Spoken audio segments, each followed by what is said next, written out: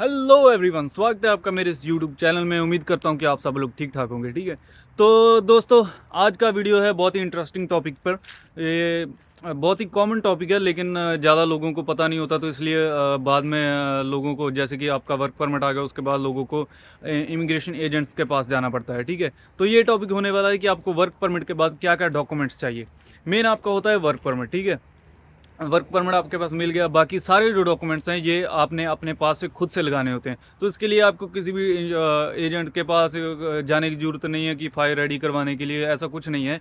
ये सारे डॉक्यूमेंट्स आपके अपने पास ही होते हैं, तो आपको बस ये पता होना चाहिए कि क्या क्या डॉक्यूमेंट्स आपने लगाने हैं। ठीक है, तो मेन वर्क परमिट आ गया। उसके बाद वर्क परमिट के बाद जो जो डॉक्यूमेंट्स होंगे वो मैं आपको बताता हूँ। ये सारे जो मैंने खुद लगाए थे, ठीक है, जो मैंने लगाए थे डॉक्यूमेंट्स, मैं आपको वही बताने जा रहा हूँ। ठीक है, तो मैं आपको वही इन्फॉर्मेशन देता हूँ जो मैंने खुद एक्सपीरियंस की है। मैं कोई ट्रैवल एजेंट नहीं हूँ।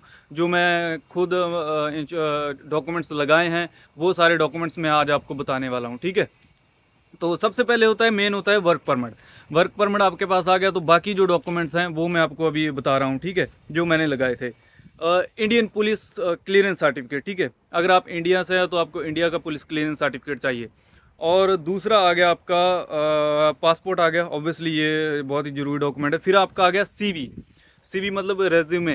रेज्यूमे जो है वो आपका एक यूरोपियन स्टाइल में होना चाहिए। ठीक है, आप सर्च कर लीजिएगा यूरोपियन स्टाइल रेज़्मे, तो वैसा आप बनाकर एक अच्छा सा सीवी बनाकर, जिसमें कि आपका सारी डिटेल्स हों, तो वो सीवी बनाकर आपको लगाना होता है। ठीक है, फिर आ गया आपका इंडियन नेशनल आइडेंटिटी कार्ड।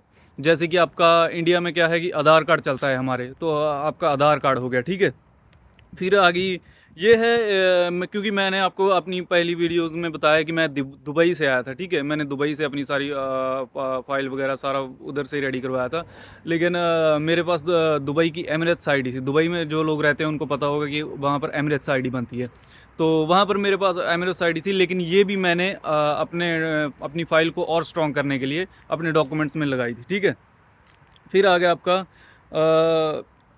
आपका वैक्सीन। तब जब मैंने फ़ाइल लगाई थी तब वैक्सीनेशन कार्ड चलते थे, अभी तो चलो ये आपको ज़रूरत नहीं है। फिर आ गया सैलरी सर्टिफिकेट।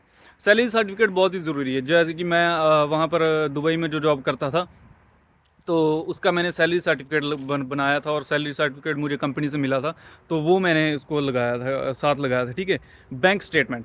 बैंक स्टेटमेंट बहुत ही ज़रूरी है। इसमें आपको ये वैसे है ऑप्शनल जब आप जाएंगे, क्योंकि मैं जब गया था फाइल सबमिट करवाने वीएफएस ग्लोबल के एप्लीकेशन सेंटर में, तो उन्होंने कहा था कि ये ऑप्शनल है, अगर आप लगाना चाहते हो तो लगा लीजिए। लेकिन मेरी राय यही है कि आप लगाइए, क्योंकि ये अगर आप लगाएंगे तो आपकी फ़ाइल स्ट्रांग होगी। ठीक है, बाकी कई बार क्या होता है कि इस बेसिस पर भी आपकी रिफ्यूज़ल आ जाती है, तो आप अगर लगाएं तो अच्छा है। और हाँ, इसका मैं एक बात ये बता दूं कि ये जो बैंक स्टेटमेंट है, ये आपको पुराने फंड शो करने की ज़रूरत नहीं है। आप लास्ट महीने के भी जो भी आपके अकाउंट में होने चाहिए इतने पैसे, कि आपने एट द एंड आपके अकाउंट में इतने पैसे शो होने चाहिए कि मेरे अकाउंट में इस वक्त इतने पैसे हैं। तो ये आपको बैंक स्टेटमेंट चाहिए। जो है मैं आपको आगे की वीडियोस में बताऊंगा कि आपको कितने पैसे शो करने हैं और क्या है बैंक स्टेटमेंट का सीन, ये मैं आपको आगे बताऊंगा। ठीक है, फिर आ गया, फिर मैंने लगाया था अपना ड्राइविंग लाइसेंस भी लगाया था। ये ऑप्शनल सा था, लेकिन मैंने लगा दिया था। ठीक है, इंडियन ड्राइविंग लाइसेंस। फिर आ गया मेरा स्टडी में मैंने लगाया था एक अपना 10th का सर्टिफिकेट लगाया था, और एक +2 का सर्टिफिकेट लगाया था। ठीक है, फिर वर्क परमिट आ गया आपका। और आपका फिर आ गया आपका सर्टिफिकेट ऑफ डोमिसाइल।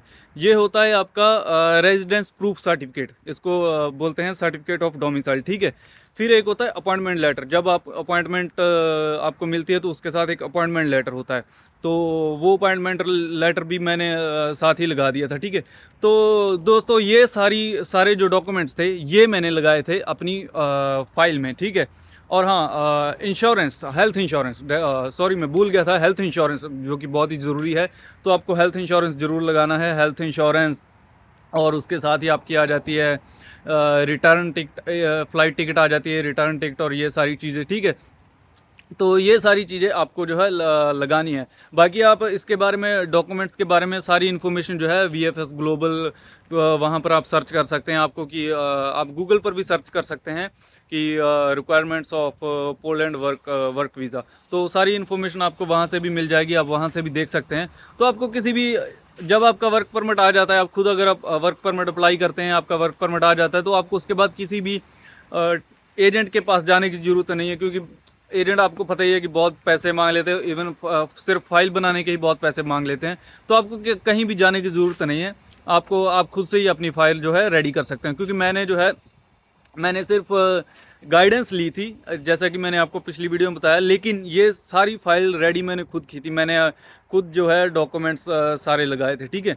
तो यही सारे डॉक्यूमेंट्स मैंने लगाए थे, ज़्यादा मैंने कुछ नहीं लगाया था, और इन्हीं डॉक्यूमेंट्स पर मुझे जो है वो वीज़ा मिला था। हाँ, एक बात और थी कि मेरा प्लस पॉइंट ये था कि मैं दुबई में था और मेरे पास दुबई की एमिरेट्स आईडी थी, तो मेरा दुबई का वीज़ा लगा हुआ था। तो ये सारी चीज़ें भी आई थिंक मैटर करती हैं, और इसीलिए मेरा वीज़ा आ गया था।